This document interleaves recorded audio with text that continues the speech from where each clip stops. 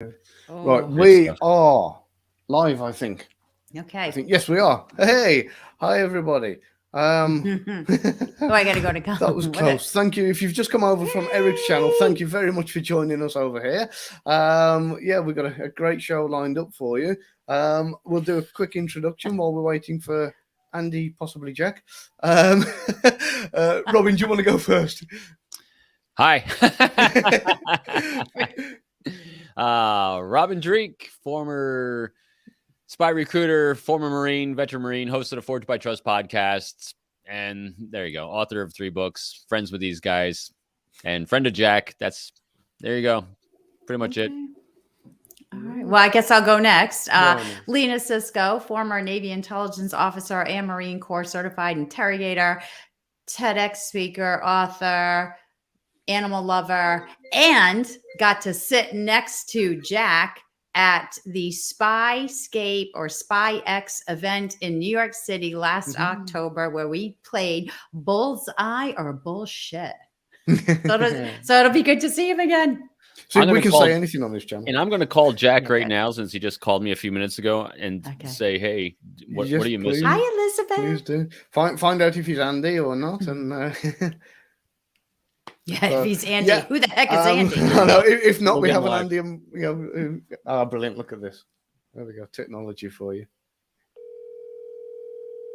He probably, who's ringing me?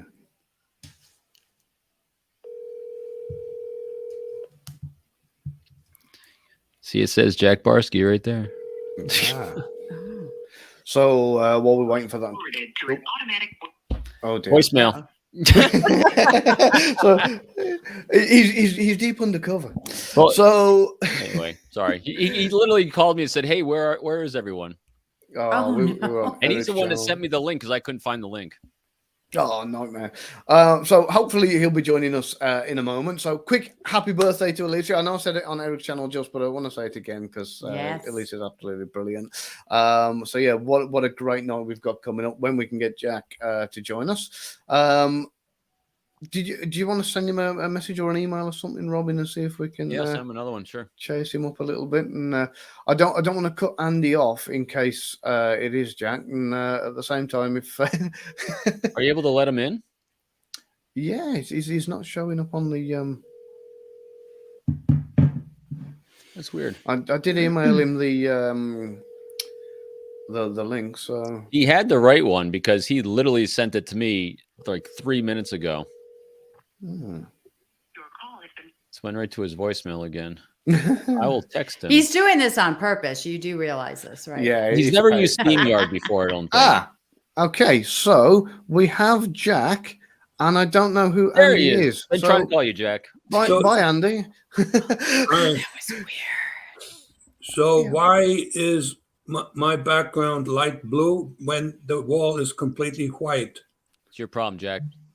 Well, I got another problem. We just ran. We have no running water right now in the house. No. You always, so what's going on in the place you're staying, Jack? Because last week you had a challenge with Wi-Fi. What's going on? No, well, we had the area was had an ice storm and there was electricity out all over the place. With like 900,000 people were without. We were without for only a day and a half, but then the internet was down because the antenna or whatever that satellite that is connecting to the internet was covered in ice. So oh my gosh! Oh, that's why. Wow. Oh yeah, this was lots of trees down. There was one tree down just down the road here by us and that cut the power line. Was lying on the road. Yeah.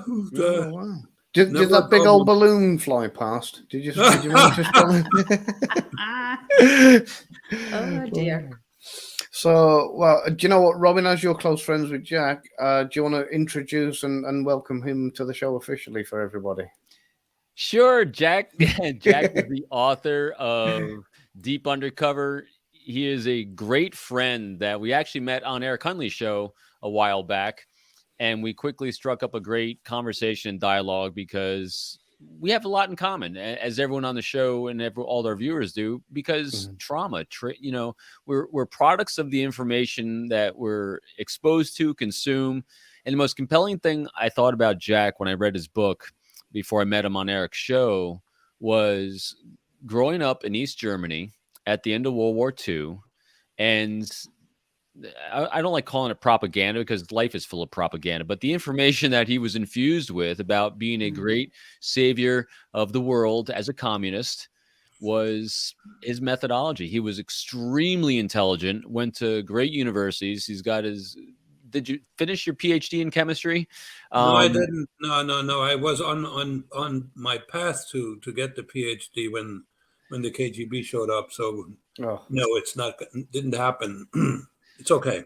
But his book is, and his life is not just compelling as a deep undercover for the KGB, but it's a great history lesson as well. It's a history lesson on human behavior. It's a history lesson on the Cold War.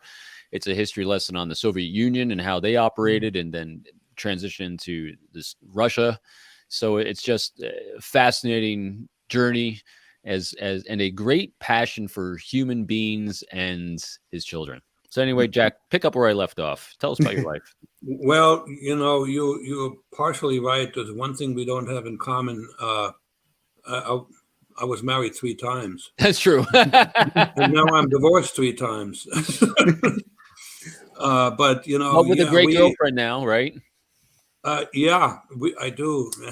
And I'm going to get married again. Oh, I keep trying to talk him out of these things. It's not by design. I've never been a womanizer. I was always looking for commitment. So anyway, yeah, I just kind of want to add something that now that I'm out of the closet, so to speak. I have been for like almost 7 years. Believe it or not, my life has become much more interesting. The most interesting phase of my life is now, and I tell you why. When you live the life that I lived, that's normal to you. There's no big deal. You look at it from the outside and say, "Wow, man, wow, ooh, yeah, this was just like what I had to do." But now, what makes life so interesting is like I get to meet a lot of people like Robin and people from all walks of life, very, very delightful conversationalists, people who have their own story. I don't want to tell my story anymore. I just want to hear everybody else's, which is the truth. You can find yourself somebody who grew up on a farm and never left that farm, and I guarantee you could coach a story out of them. Oh yeah. That's what I love doing. Robin's really good at that, actually, to be fair. Everyone has a compelling story, but Jack's is really fascinating. So, Jack, I know you don't want to say your story again, but there's compelling parts of your story. So how about bringing us back to what it was like in your hometown and when you're approached by the KGB? How did that happen? Well, that wasn't my hometown. It was where the town where I studied, where I went to university. I sort of made it my hometown because I grew up in a village, and then we moved to a small town, and then I went to high school in a somewhat bigger town, but it was all very provincial, backwards, and so the university city. There were 40% of the 100,000 citizens were associated with the university. So, and where was this, Jack, again, for people? It's spelled Jena, Jena, pronounced with the Jena, and in sort of in Thuringia, which is pretty close to Dresden, actually. So, to give you an idea, as far as location is concerned, and to me, that I fell in love with that city. Lots of things to do that you couldn't do where I came from, and lots of friendships. I played college basketball, which was actually my number one passion at one point, and I had I was admired. I maneuvered my way, and there's something to my success that has to do with the ability to manipulate situations. I'm going to give you one example, because that was my first deliberate attempt at manipulation. So first year college, they were throwing stuff at us that was like that made 20% of the students quit after the first year. Yeah. They couldn't handle it. And I worked really hard. I studied, and we had lectures, we had lab, and we had small classes. And one of the professors, assistant professors, was a real arrogant little snit. So he just looked at us like, you little people, you don't know anything. I'm going to teach you something which you don't understand anyway. Arrogant bastard. So one day, the night before, I had, like, for the heck of it, I had memorized how to derive a formula in thermodynamics, about 12 steps. And at the end of that class, the professor said, "Oh, no, by the way, you may want to memorize this formula that could come up in the next test." And I following. And if you forgot it, you can always derive it. Wise guy, right? So he thought, I'm going to show him. Okay, Mr. Diddley, come to the blackboard and derive away. And I very methodically and slowly, to the inaudible applause of my fellow students, derived the formula. And this guy then took it to his colleagues and says, "That guy Barsky is really, really, I'm not Barsky, Diddley, really good." Right, did he? And from then on, when there was we had these small groups where there were groups of three, we would have oral exams, and I would never get the easy questions. And some of the easy questions I wouldn't even know the answer to. I only got the tough stuff. Well, so you set the bar.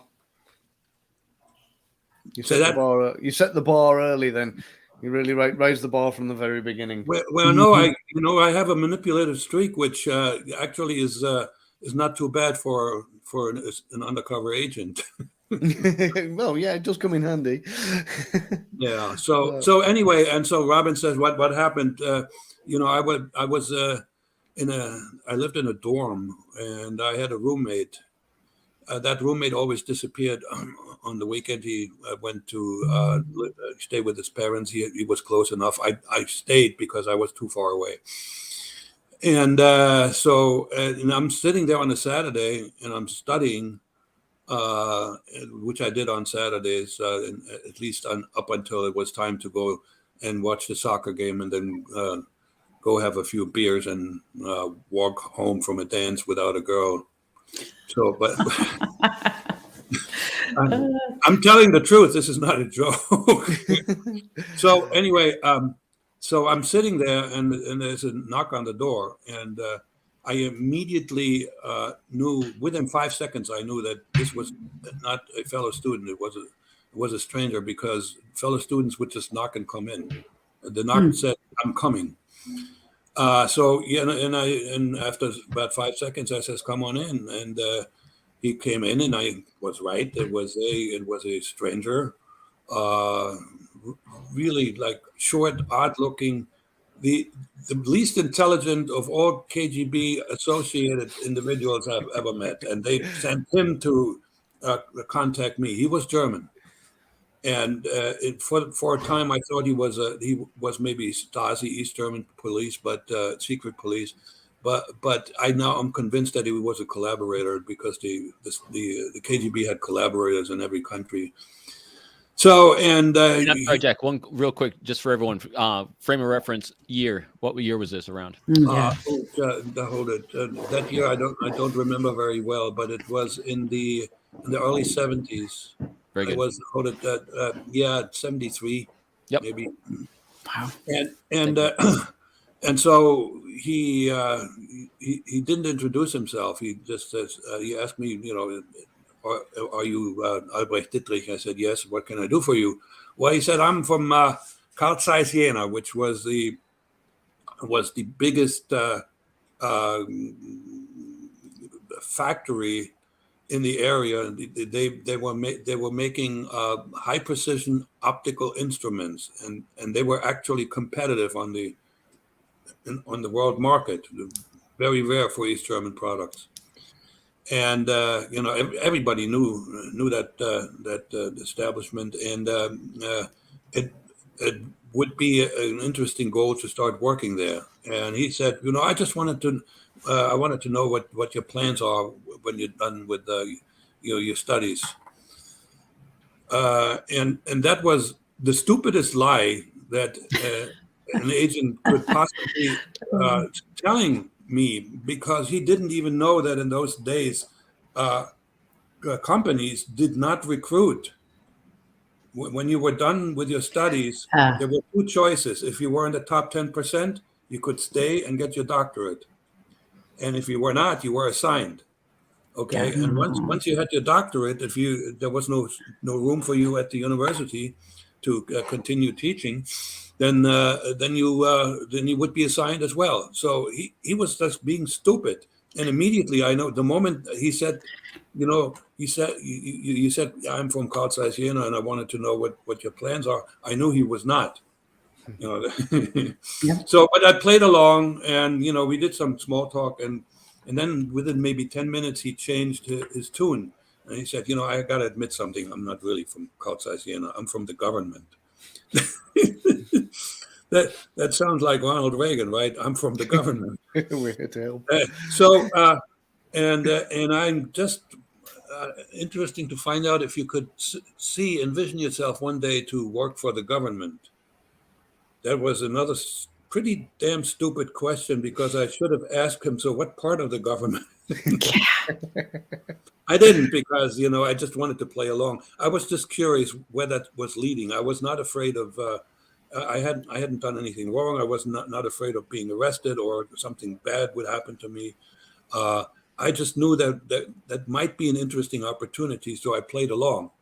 So my answer was yeah, but not as a chemist. So he had the answer to the question he didn't ask. All right. Yeah. So we decided to meet for dinner at the most expensive restaurant in town. That was a good thing. I still remember what I had to eat. It was steak with French fries. Good steak. It was rare in East Germany in those days. But when I got to the table where the man sat, there was another guy there, and I walked really slowly. I wanted to know if that was okay to say hello to my friend. But he got up and came towards me, and he led me to the table, and he said, by the way, we are cooperating with our Soviet friends. Meet Herman. And with that, he disappeared. Oh. Herman was KGB.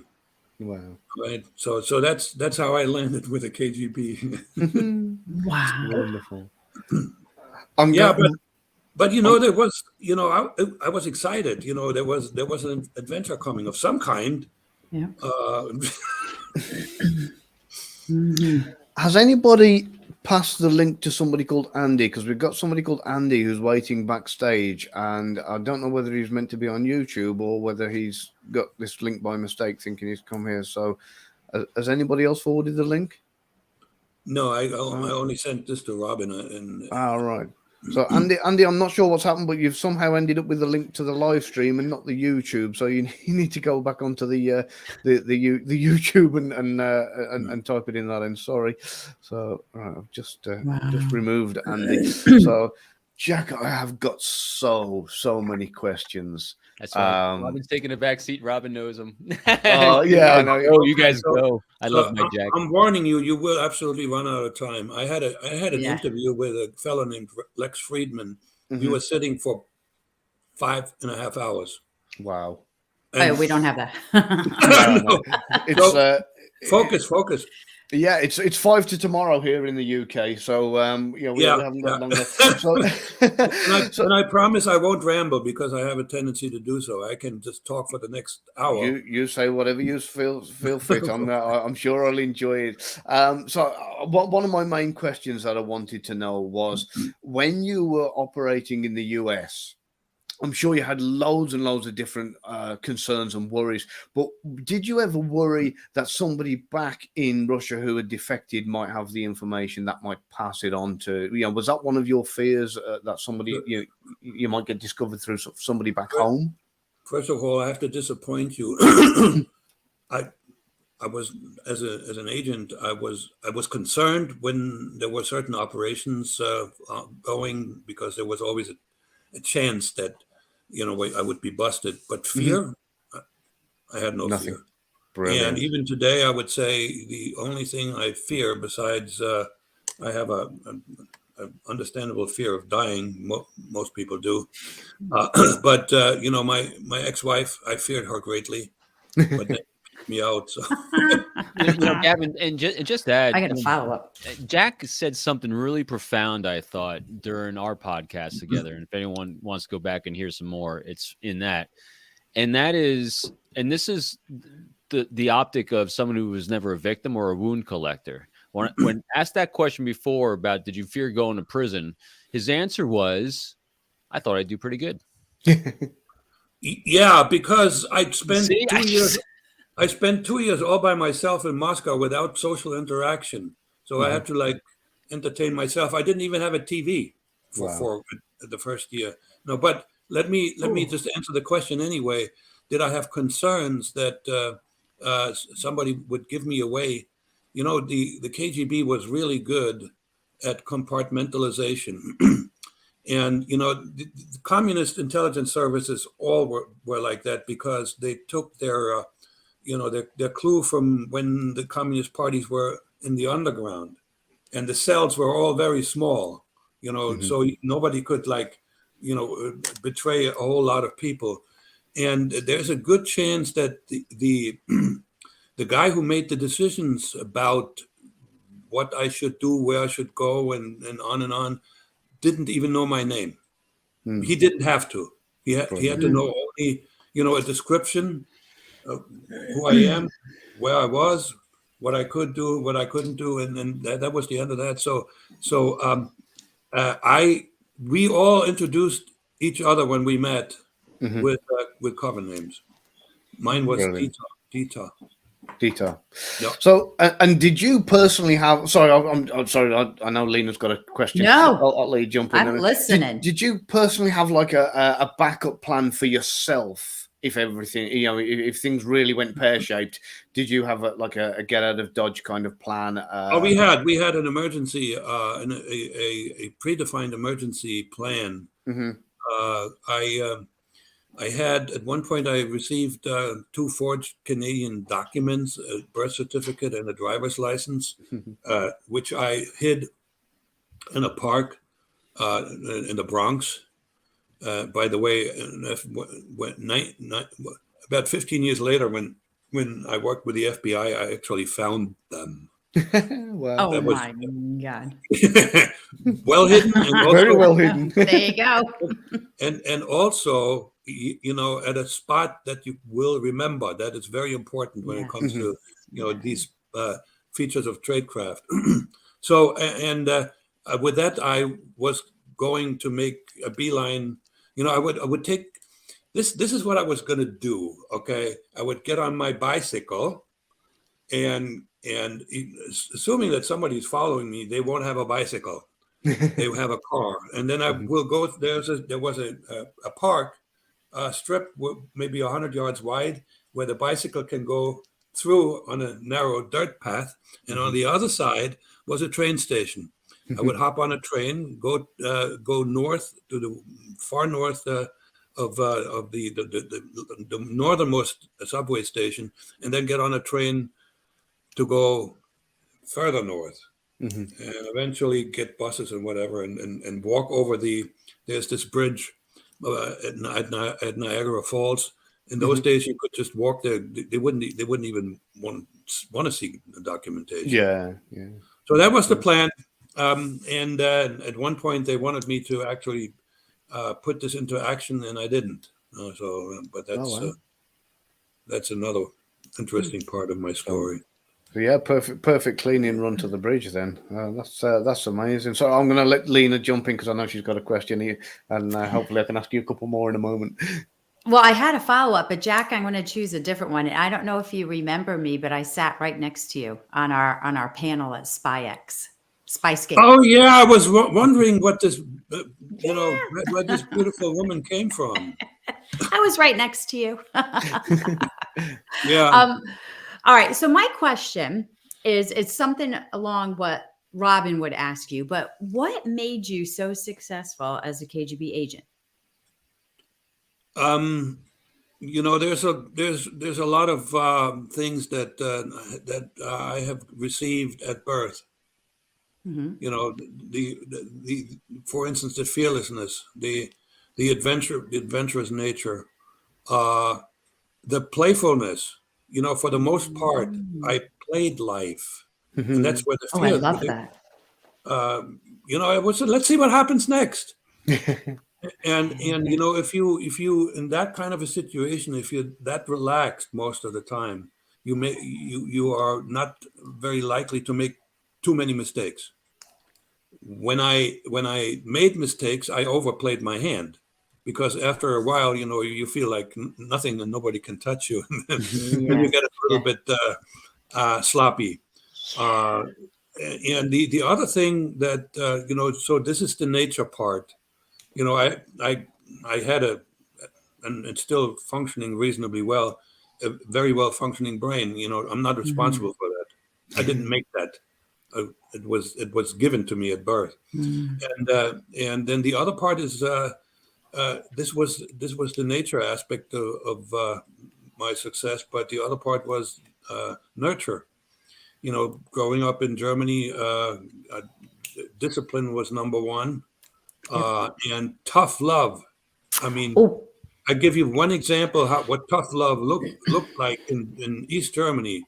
I was 16 when I had a phenomenal pain at my lower abdomen, and we thought it was appendix. I was in my house, okay, and it was so bad I couldn't stand up straight anymore.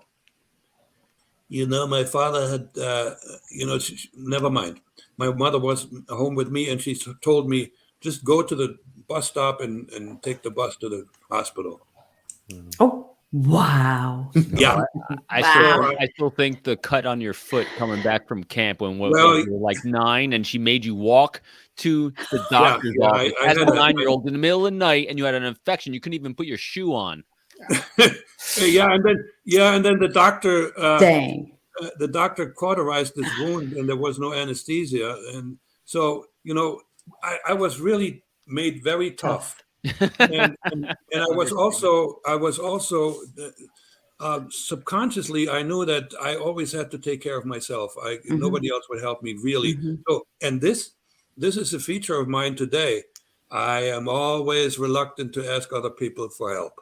Even though I'm now rationalizing that, sometimes you do them a favor if you ask them for help, but yeah. So my mom is German and Irish, way more German. And so there's a lot of that in my background, my heritage, and how I grew up. I came from a very tough love family. We didn't hug. There's no. You don't same hug. thing. I've never seen my parents hug, kiss. Yeah. Or even tell each other, "Hey, I love you." Nothing, and I didn't get the hugs, and then so what that did for me was not teach me how to love another person. So that's why my first puppy love went bust, because I was way too intense, and was hanging around all the time, and like I was hovering, so to speak. And she dumped me when she could, because we went to the same school, right? So we were always around each other. But when she went to college over there, and I went to college in Jena, I got this letter say, I'm done. I had no idea, and that toughened me even more, like emotionally, even more. Yeah. The wall goes up. I can relate to that. I still to this day, I've never been hugged or held by my dad, and never just to even think of my dad kissing me just feels really weird. So yeah, I can definitely relate to what you're saying there, Jack. Question for you: knowing what you know now, would you do it all over again? I gotta tell you that the last like 20 seconds I didn't hear you. I have an occasionally unstable internet connection. You're back now. So could you repeat the question, please? Sure. I just wanted to know, knowing what you know now, would you do it all over again? Well, that is a question that should not be asked, because if I know what I know now, of course not. If I am in the same situation and am the same person growing up, of course I would do it again. Yeah. So it's not. And I actually advise young people who ask me about, should I be, maybe should I consider the CIA? And I tell them, consider this very, very carefully, because one day your government may be asking you to do things that are against your own moral. Yep. Oh, signal's a bit patchy there. Yeah, I did a dreadful job of asking that question, really, didn't I? Because I should have known. So no, but it makes sense, and because I really. Eventually, if somebody really wants to do it, I wouldn't talk them out of it, but I will. Yep. The pluses and the potential minuses, and Robin knows what I'm talking about. Yeah. So with that in mind, if I change the angle with that slightly, and instead ask you if you could travel back in time and meet young Jack Barsky, what advice would you give him, or what would you tell him? Would you tell him something? What would you tell him to do? So again, I didn't hear your question. Now you're back. Sorry. Sorry. So yeah, if you could travel back in time, what advice would you give to young Jack Barsky? How young? At what age? I'll let you pick. When would be the optimum time for you, and what would you say to your younger self?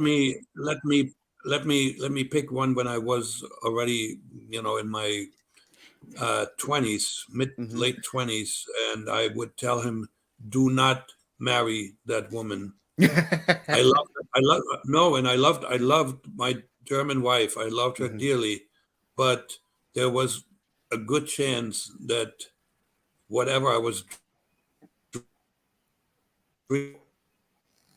Oh, lost the signal there a bit, Jack. And I know that this was highly unlikely to work in the long run. Highly unlikely, because I had to be an American. I had to be. I was a single guy, and since I wasn't gay, I should have had a girlfriend, right? And I did, and so eventually, she got pregnant, and the rest is history. But that's the reason I'm actually here. But I did hurt a woman who I loved dearly a great deal. Oh, yeah. Ooh, Lena, over to you. Oh God! So, somebody had a great question in the comments, Jack, and that was to give a day in the life of your training. A day in the life of my training, I would depends upon when that happened. While I was in Berlin, I get up, I get myself some breakfast, then I turn on the TV and watch the German version of Sesame Street. Okay.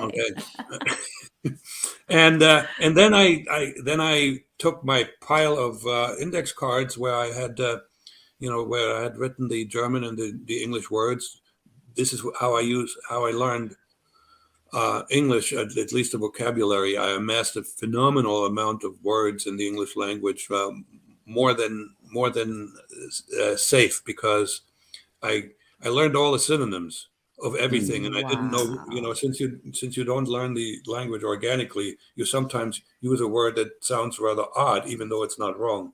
So anyway, and then I would meet with my handler maybe once a week, and I would meet with some technical guys who taught me Morse code and secret writing, and also somebody a cryptologist who taught me my first.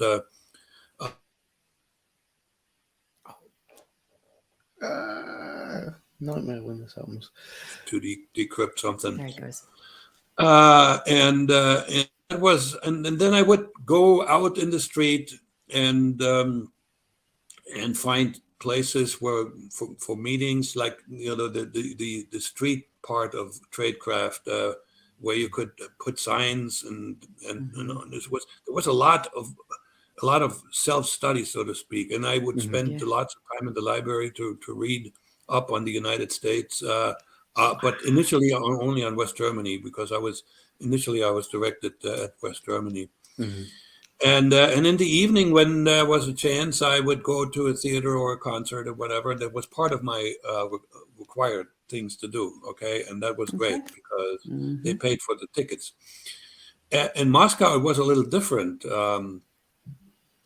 I still acquired more words, but I did a lot more street work because the training I got there for particularly surveillance detection was phenomenal, and it was very demanding. And I had to do practice routes where, like, I needed to find out whether I'm being followed or not. And Jack, tell me who you lived with and how they assigned that. I thought that was fascinating. It was really good. Like, yeah. I was always hoping that I would finally get a nice apartment, because as a student, the dorm facility wasn't very good. A chair, a table, and a bed, and that was a premium one person room.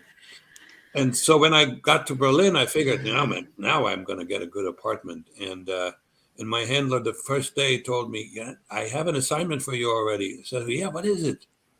"You need to find a place to live." Now I know it was a test, because all living spaces were controlled by the government. There was a waiting period of up to 10 years for even couples with children who lived with their parents. So you couldn't find one. I did anyway. So if I fail that, I'm out. And for those listening, what's different with Jack's training and his background was he was an illegal. He was undercover. There was no classroom. This was Jack living one-on-one and one with a family when he's in Moscow. Extremely intensive training. Yeah. I mean, it was like years of tutoring one-on-one. There's no, like normal intelligence officers, they get classroom training, in groups and blocks. Yep.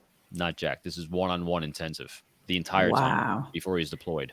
Yeah, you want to know the story how my first apartment in Moscow. Yeah, I figured that this time, they're going to put me up in something really good. Well, they took me to an apartment that had 2 bedrooms, a kitchen, and 1 bathroom. And then they introduced me to the other occupants, an old lady and her drunkard son. I didn't know at the time that he would, but later on I found out that he was drinking. So we shared the same bathroom. And the only room that I had was the other bedroom, which was furnished with like living room type furniture. Didn't even have a TV. Oh my word! But you see, the one thing that really I think endeared me to my KGB handlers, I never complained about anything. I didn't complain about that one. I didn't complain about. I didn't even tell my German handler what a crummy place I found. It was.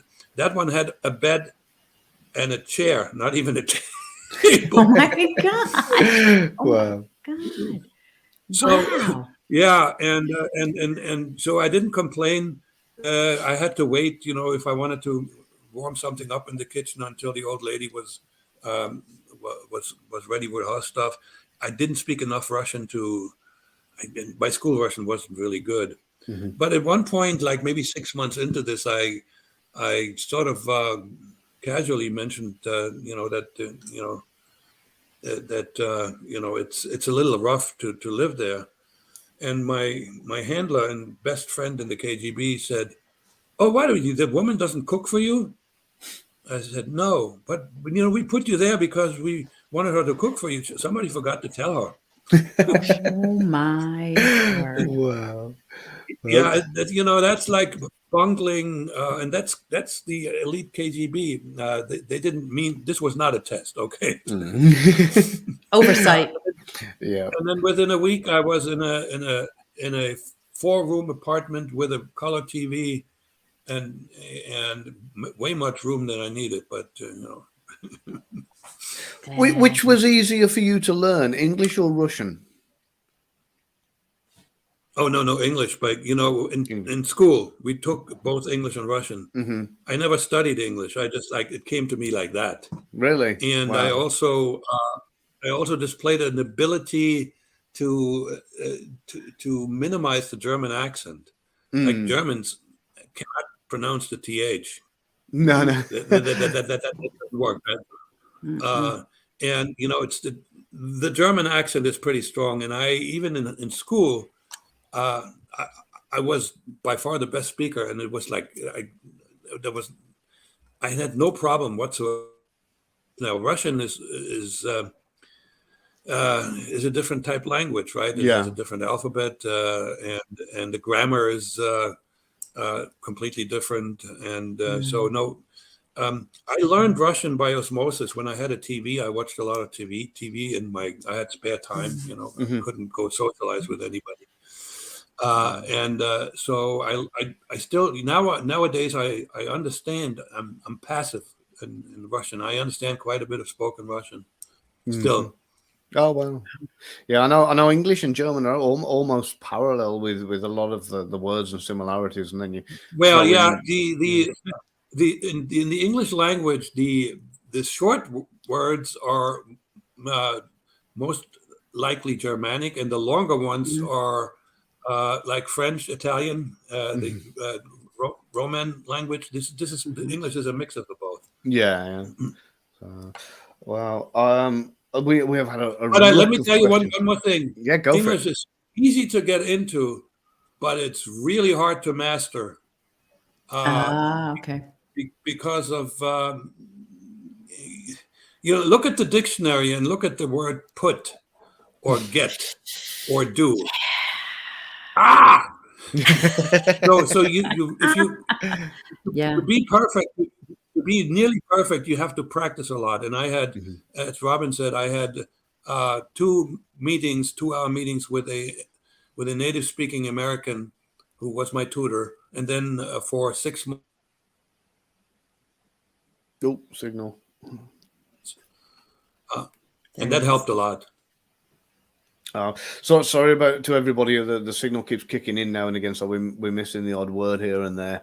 Do you mind if I jump in with one more question, Lena, and then I'll no.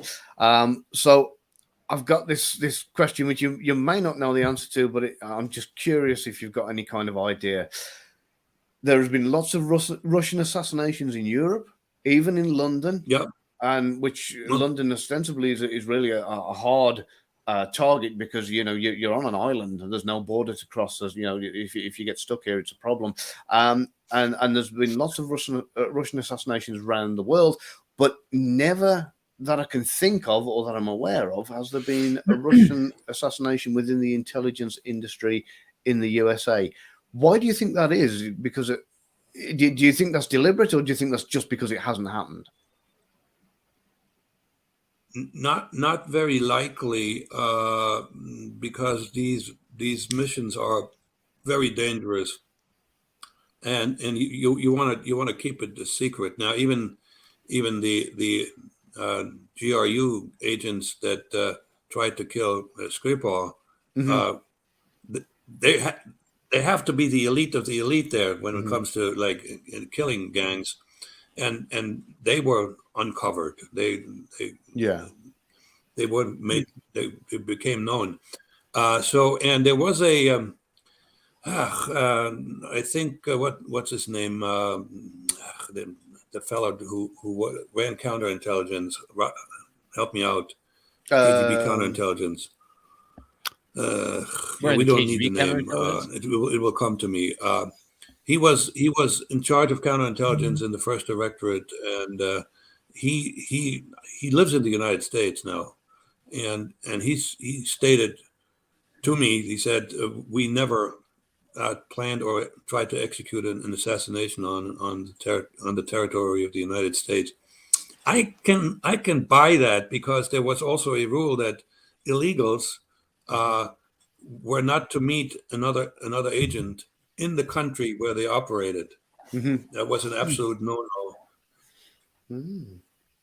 Yeah, it always fascinated me, with the, like, you got the GRU have operated, like what happened in Salisbury here in the UK, and like I say, we are technically a more hard target in comparison to America, where you've got a lot more kind of maneuver. So I just wondered if if there was more to it than meets the eye.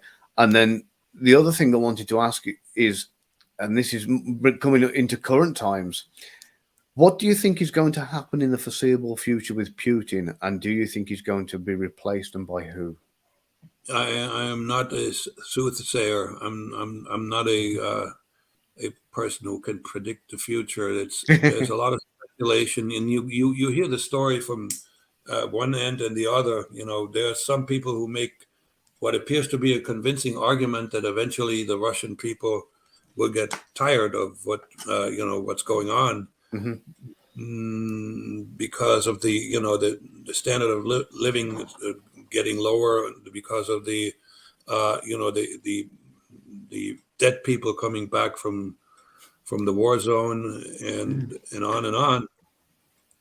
But they are underestimating what I call the part of the national DNA that is convinced that the world is against them. And that started, in the Middle Ages when Russia was formed. It was immediately invaded from all kinds of directions. The Vikings came in from the north, the Mongols from the west, the Turks from the south, and then what's his name, Napoleon, and eventually Hitler from the east. So it's a really good argument to make that everybody is against us, and Putin has done this for 20 years, and a significant majority of at this point of the population still believes that everything that's wrong with Russia today is because of NATO and the West. Period. So, and the other thing is that, I think he might actually die a natural death, because, the other thing that people are thinking or hoping for is that, well, there could be a coup d'etat, the people under him, the military. Yeah. But this is Russia. First of all, the folks right under Putin know that their colleagues cannot be trusted.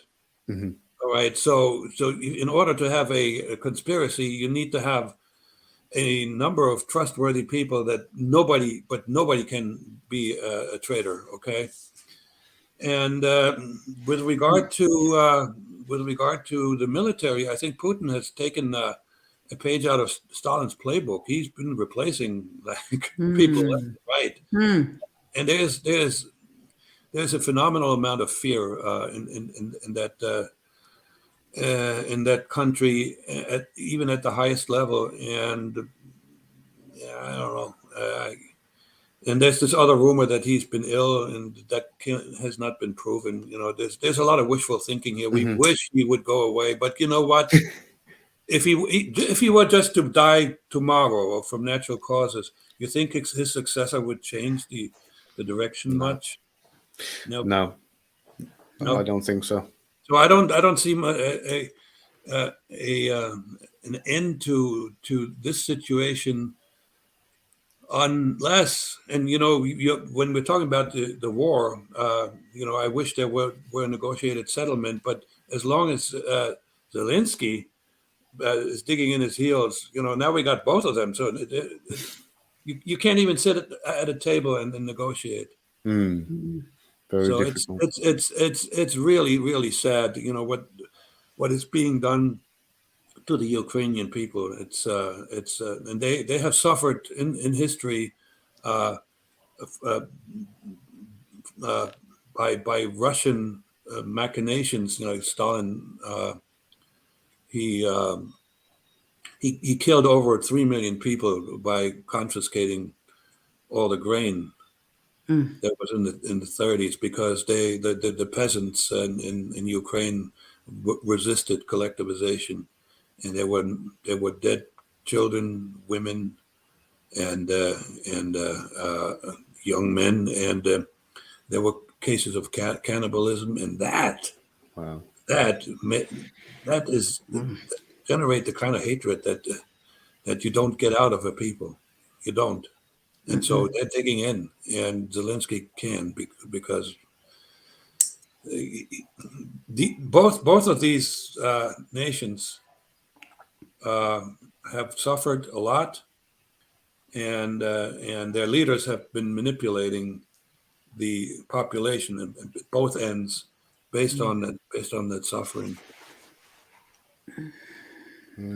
I got so many questions that have come in. I don't even know where to start. So, Lena, did you want to ask anything before we take a few? Or no, I just wanted to say, Jack, sehr interessant. Vielen Dank.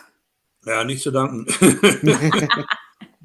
Well, okay, I will go to the last one, which was asked by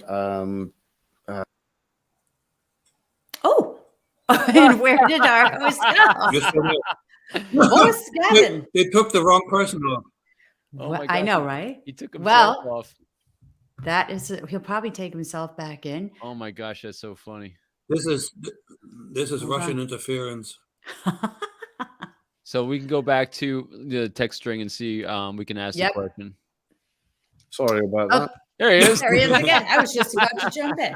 I wouldn't be able to do it, would I, if I didn't have a technical issue? I'm not going to risk backtracking again and messing that up. So it was John Johnson asked if you could talk about the, I think it was the Alexander Litvinenko assassination with the polonium that happened here.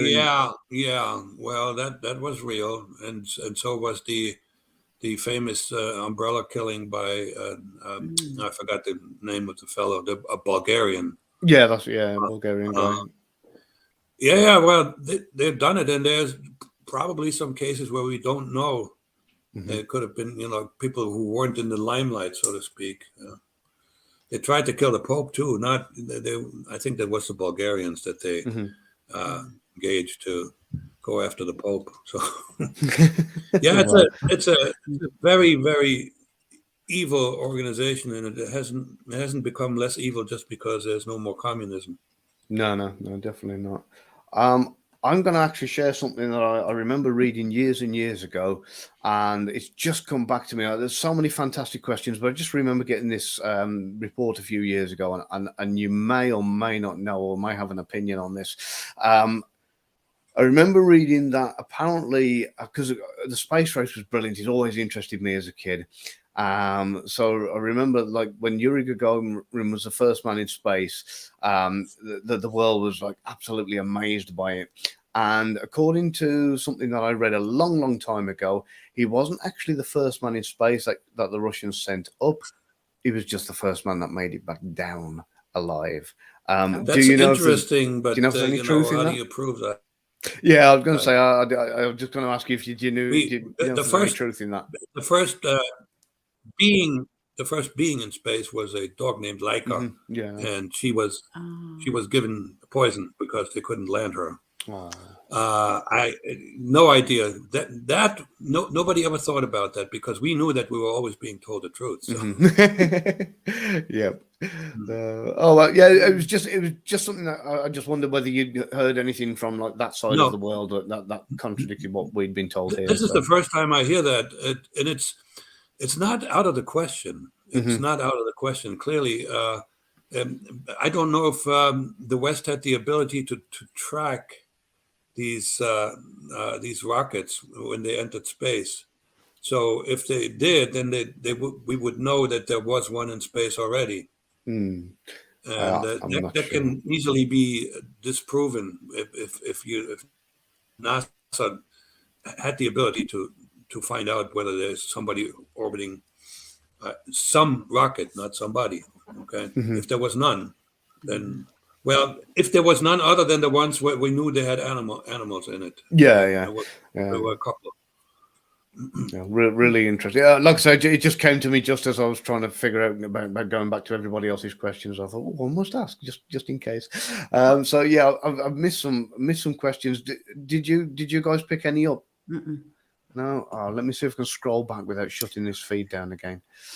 So yeah, the pimp suit keeps coming up that I've been asked to ask you about by a few people. So I'm interested to find out what do you know what that refers to? The pimp suit? The what? Pimp suit. PIMP suit.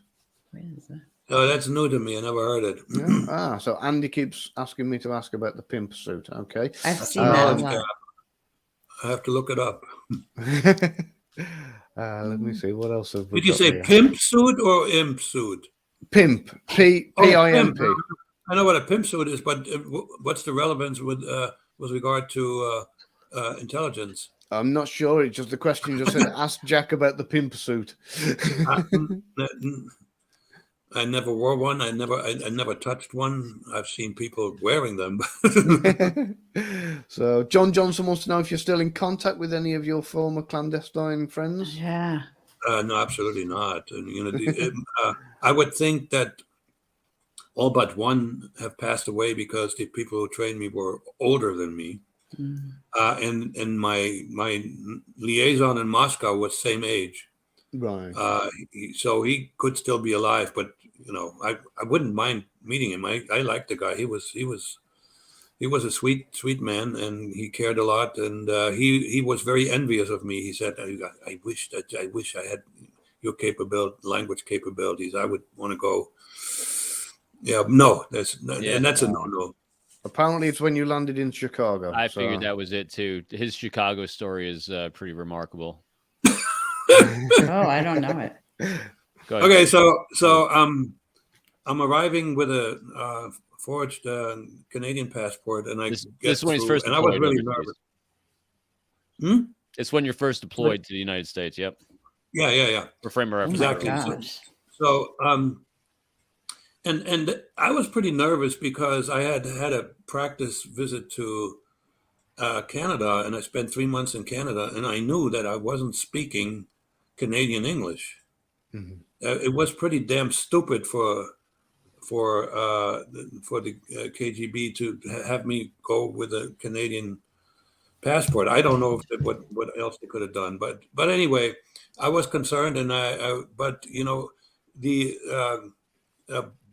the border agent didn't ask more than one question. So what are you doing here? I thought I just want to visit Chicago. That's all. And he was done. And customs didn't interview me either. So thank God I got through. And I said, yes, I made it. I'm in. And it was in the evening already. It was dark outside, and I had to find a hotel. I was really, because of the stress, I was just tired, and I needed to relax, and so I picked a hotel out of the Yellow Pages because, interestingly enough, and this was part of the biggest mistake that they made, KGB headquarters, they picked an entry point into the United States where they had absolutely no representation, where they didn't know that the landscape, the city, they didn't know where to go and where not to go. They had nothing. They should have put me. They should have had me enter in San Francisco, where they had a trade mission. Mm-hmm. Okay. Anyway, so Yellow Pages. I wave a taxi and told the taxi driver the address where I'm going. And, I'm sitting in the back, and he turned around and looked at me funny. Oh, no. I had no idea what that meant. But and even as we're going south, the streets were not lit as well further south, and the neighborhoods didn't look as inviting as where I came from. O'Hare. You know where it's going, right? I didn't know where it was going, so I get out of the taxi, go into the hotel, and it was something odd that struck me as unusual, but I sort of rationalized why that was there. There was plexiglass in front of the counter, the reception desk. But I knew that that was not the case in Canada, but I also knew deep down inside there was a whole lot more crime in the United States, and so maybe that was standard. So I get up to the hotel room, and just to let you know that what I did then was like ridiculously stupid, but I had no choice. I wanted to sleep, and I drank a half a bottle of Johnny Walker Red, the most alcohol I've ever had in my life. In one. So I went into a coma. I woke up with a headache.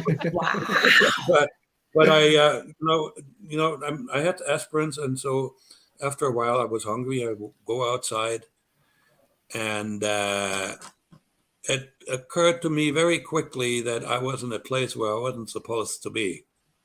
Because everybody in the street, I was looking for a restaurant, something to eat. Everybody in the street had dark skin. And here's a white guy, 6'3".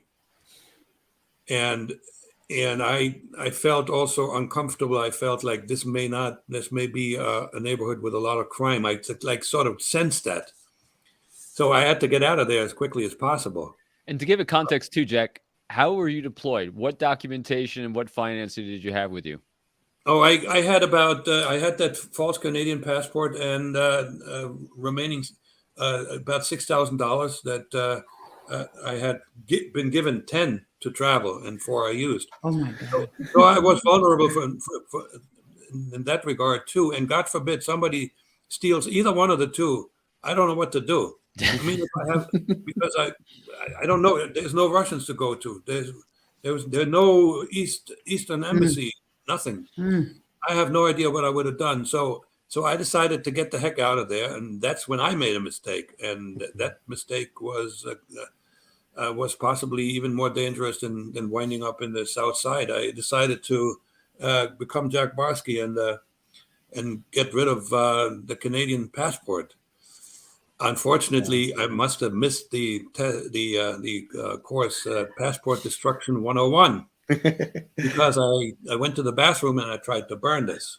I took the page with my picture with all the information, and it didn't really burn. It just smoked. So as I'm following the smoke up to the ceiling, I see right ahead of me, a smoke detector. Oh my God! Yeah, if that thing goes off, I'm toast. Oh my God. And so I had the presence of mind to immediately throw the passport into the toilet and then cut it into small pieces and flush it down. Wow. Yeah, there were a number of points of failure. I am reasonably sure that the other 9 that were sent in the same time frame as me, the other 9, the majority of them most likely somehow had to run. And some of them may have been caught and they are still in the witness protection program. Wow. Because I know only one ex-colleague of mine, but he didn't have any tasks to do. He just was, he had to just live as an American. And he was brought into the country differently, not as a born American. And so his presence, and he was married and he had his wife with him. His presence in the U.S. was a little easier, but I have never heard about anything about any of the other 8. Nothing. Wow. Really impressive. And at that point, Jack, you didn't have any other identification, just your Canadian passport. The Canadian passport, and then I had the Jack Barsky birth certificate. Oh, okay. So when I destroyed the passport, I pulled the birth certificate out of a secret compartment, and in those days, you didn't have to show ID when you got on a plane. I walked on a plane and flew to New York. I didn't have to show ID at most hotels. Oh my God. The hotel that I eventually rented by the month, that was also not a very nice place. I took a hit for the revolution already, so that was wow. And I didn't have to show my ID there either. You paid cash, and it was all good. Yeah. Wow. Yeah, that was a long time ago. I thought I've had some rough jobs, but this one sounds like a really fun adventure. Jack's only touching the tip of the iceberg. It was, and it kind of builds. I know not a lot of people have done a deeper dive on deep covers and non-official cover people. I worked the Ghost Stories case with the FBI, and I worked with undercover deep covers like Jack that have come over. I have, again, limited optic because things are compartmentalized, but Jack was the most highly trained undercover I'd ever met. Normally they are mostly handled as sleepers, just, break glass just in case. And he was actually operational, very similar to a line officer that was an establishment officer, part of an establishment. I mean, he was highly tasked, highly trained, and one of the most intelligent as well, and had the humility to do what he needed to do to succeed, because he goes to New York and he becomes a bike messenger. The man almost had a PhD in chemistry and then becomes the valedictorian in New York, and has to give a valedictorian speech because they wanted him to get another degree in computer science. I mean, we could go on and on about Jack's story. And then the most impressive thing is how he got the KGB to allow him to stay in the United States. Last story, Jack. How did you? I told you about the emergency procedure that both Moscow and I knew this is what I was going to do, and we had a signal system whereby I could set signals, certain very basic signals, like in my case were mostly chalk marks, where a Soviet diplomat would drive by every morning on his way to work. All right. And there was a signal spot on my way to work. And there was a set of, the signals were really, there may be a handful of them. I arrived in the country. I'm ready for a dead drop operation. I received your recent radiogram. But the real bad one was a fist-sized red dot. And that meant emergency. Don't even go home. Make your way to the Canadian border. Wow. I wasn't ready. I said to myself, "Oh shit!" I wasn't expecting that. I had no indication that I was being investigated, none. And I was pretty sure that I was right about that, because I was told I was one of the best trained people. Period. I was the best student in counter-surveillance of the guy who ran the elite team. So, and I did some things occasionally to check. I checked spots in my apartment. I don't want to get into detail. So I had no indication. But then again, you never know.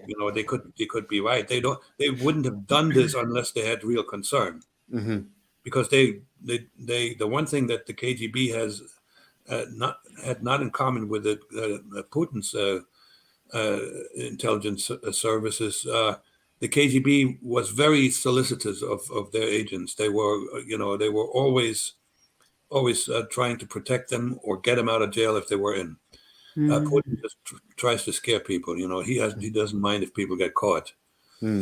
So anyway, I went to work and I didn't do any work that day. I was just staring at a computer screen, because my personal problem was that I had fallen in love with my 18-month-old daughter. Oh. So I came up with that little sentence that I think is very indicative of my change. At that point, when I fell unconditionally in love with another human being, I had rejoined humanity. All right. So that kind of love, and I don't know if all fathers are, crazy about their little girls, but I was crazy about this girl, and I saw her, I watched her grow up, and I had tried to figure out when it comes to the end, can I remotely support her? So because her mother had only 4 years of education, she came from Guyana, a very poor country. Without me, that girl would have grown up in poverty, pretty much guaranteed. So I played for time. This was Monday. On a Thursday, that was my scheduled radiogram, and so they gave me an explanation, and they said you must now start. What is it? Sometimes I'm losing. Emergency exfiltration. Yeah. Put this into action. Put the plan into action. Sorry. And because we have reason that the FBI is about to arrest you. Okay. Yeah, I was still not ready. I had not made a decision. I didn't know what to do about the girl. So I played for time, and I could do that because the radio could be broken, or the reception was bad, or one time I had an accident as a bike messenger, and I couldn't use my right arm for a month. So there was precedent that occasionally I just was not accessible. So but it took them another 2 weeks to do something that was fundamentally, as I told you, was a no-no. They actually sent an agent out to look if I'm still there. They knew my way to work, and so it's a December morning. It was gray, cold, and still dark, and I'm waiting for the subway on an elevated platform there, and there's a little guy in a black trench coat comes at me from his right, and there were very few people around, but he whispered into my ear. He said, "You gotta come home, or else you're dead." Okay. I wasn't afraid of being assassinated, but I was concerned. But again, fear doesn't make any sense. But here's the thing: this forced the action. It forced my action because now they knew that I knew, and I knew that they knew. So there was no more, no more second guessing. I was alive and well. So they immediately through radiogram, they changed their mind. They called a dead drop operation, and that operation, I was going to get false documents because they didn't know that mine were still accessible, and travel money. And so I figured, I go, take the container with me and take whatever is in it, and at least I'd keep the money. I didn't have to make a decision at that point, right? But this was the spot for the dead drop was mine, was my choice. I had found it. It was in a park on Staten Island. I was told I was always very good at describing the location of these places. It was easy to find. It was in a park. At this time, it was in December. There was nobody in the park, but they did it in the dark anyway. So anyway, I took a flashlight with me because it was really quite isolated. There were no people on the street. And it was about 100 yards into the park, and there was a dirt path that started right next to a street sign, the street that ran parallel to the park. So it was really easy to find. You go 100 yards, and there's a tree down with a hollow spot, so where you can place the container.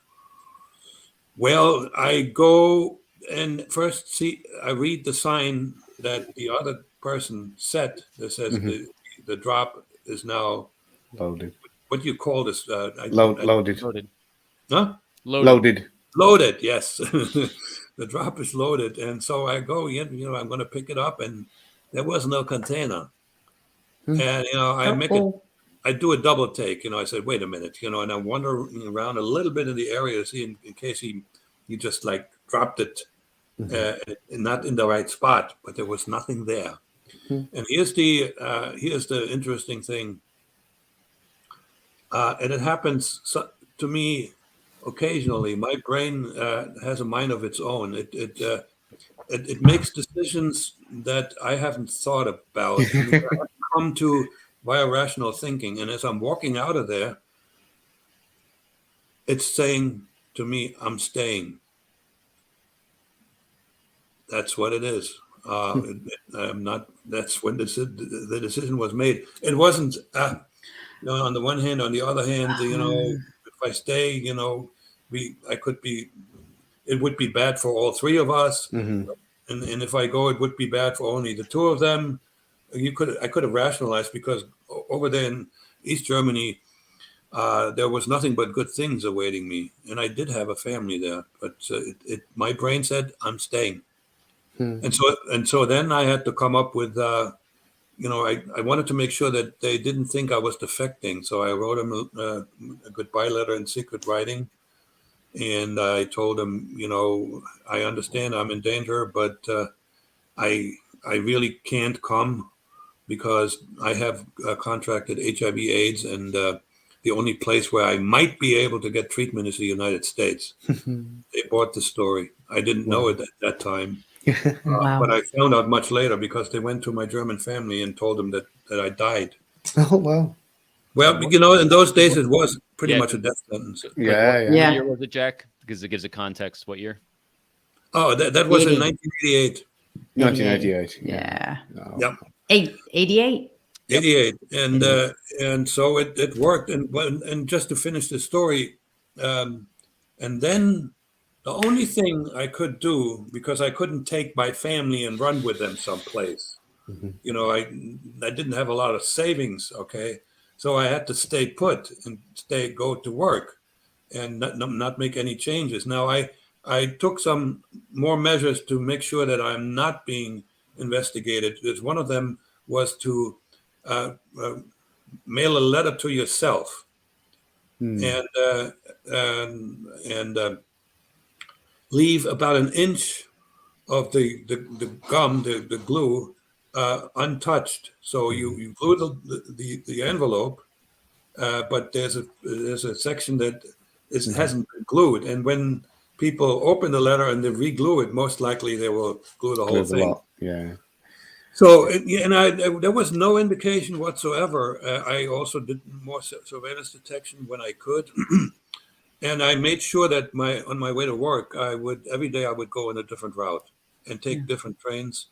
And I wanted to be sure that I'm not reliably in the same place at the same time.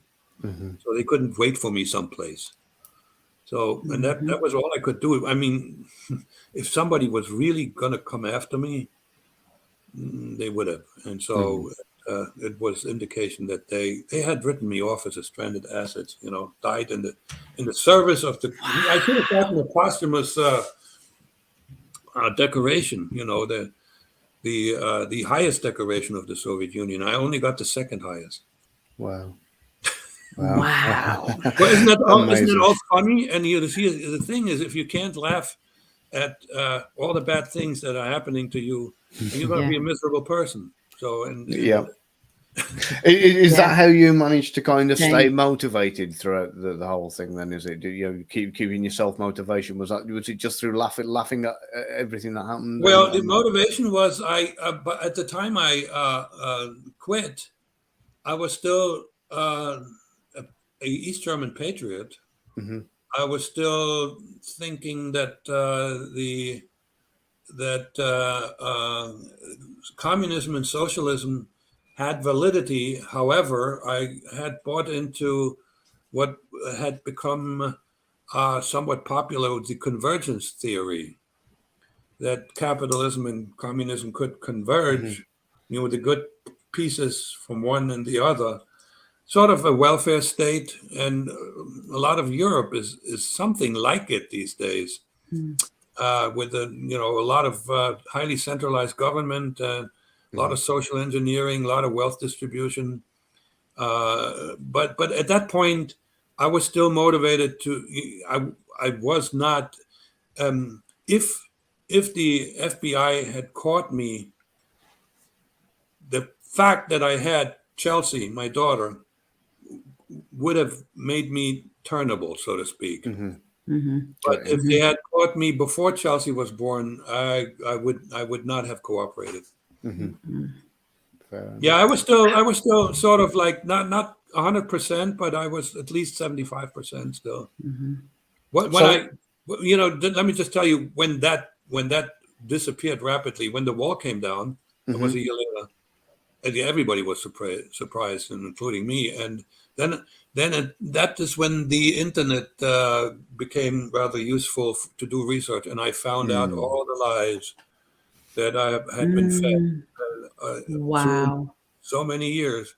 I found passages of the unreducted works of Lenin that indicated that he was a criminal. He was a murderer.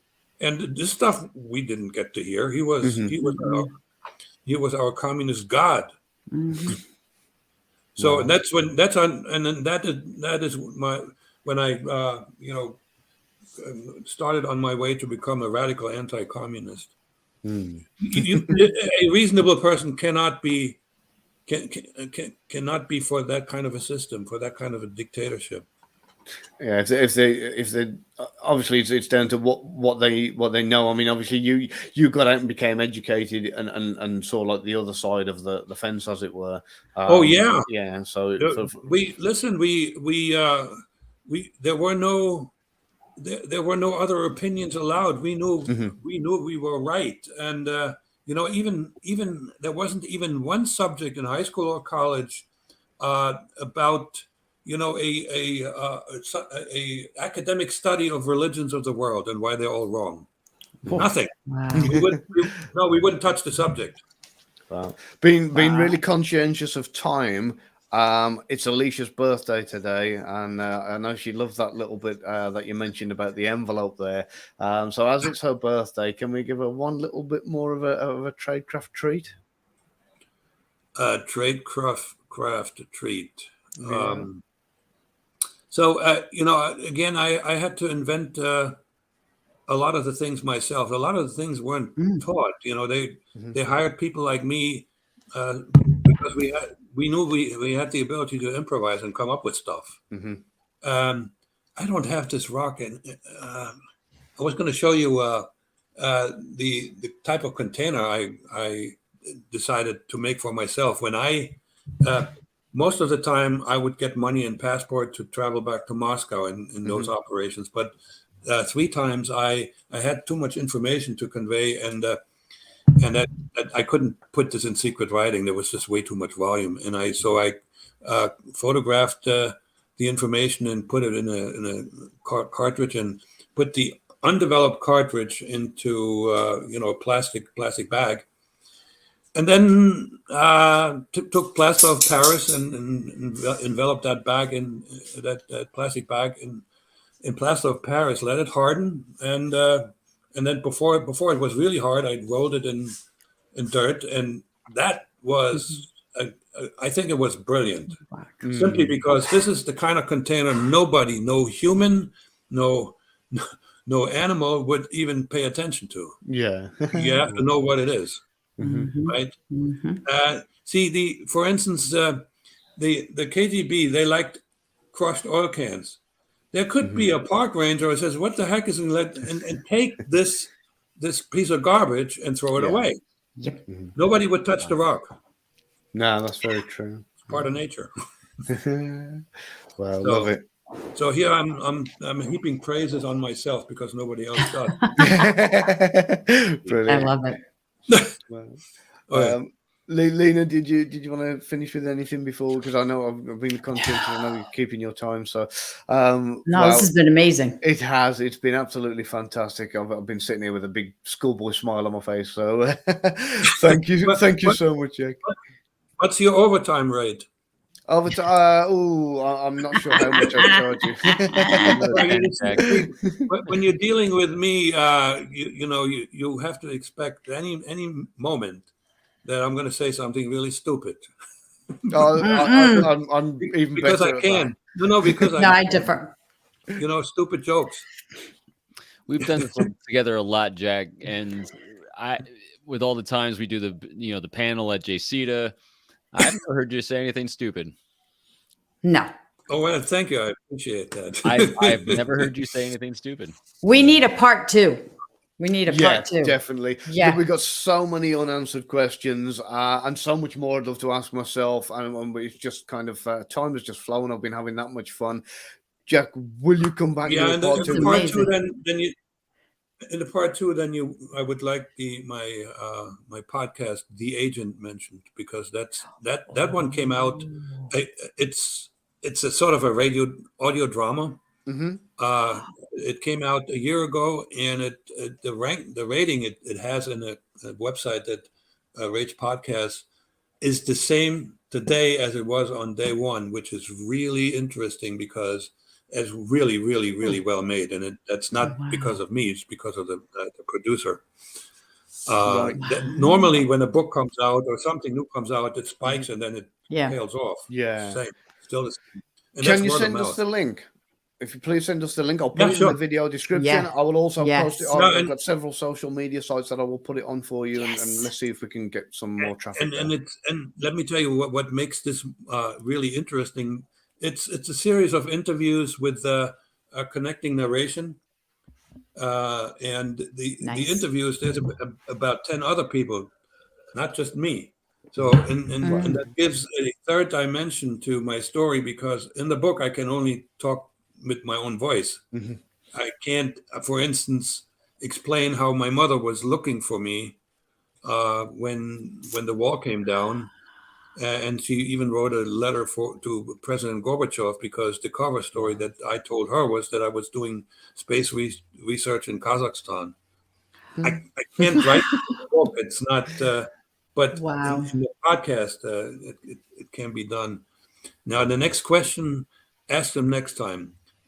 What do I regret having lied to my mother?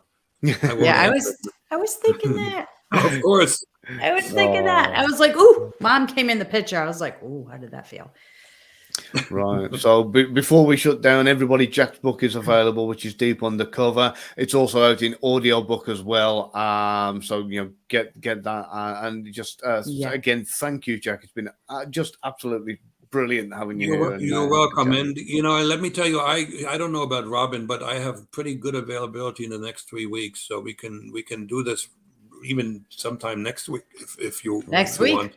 Yeah, that's maybe great. we just do it next week, part 2. Now hold on, let me, if it's the same time, let me just check my calendar to make sure that. Yeah. 1 second here. Come on, calendar. I think we may have. Is it Scott for next week? So we might have to go the week after. Oh, we can't. Maybe So the week of the 19th. I got every day in this time frame. Brilliant. We will. What we'll do, I'll set up a group email, and we'll get it arranged. So okay, very good. Awesome. Hey, fantastic. Thank you. It was a pleasure. Sorry for some of the hiccups. This is what my aging brain sometimes is looking for, words that are not even complicated. Okay. It's vodka that usually does that for me. Thank you to everybody who joined us, and we'll see you all on the next one. Okay. Take it easy. Bye-bye. Brilliant. Yeah. Bye, Jack.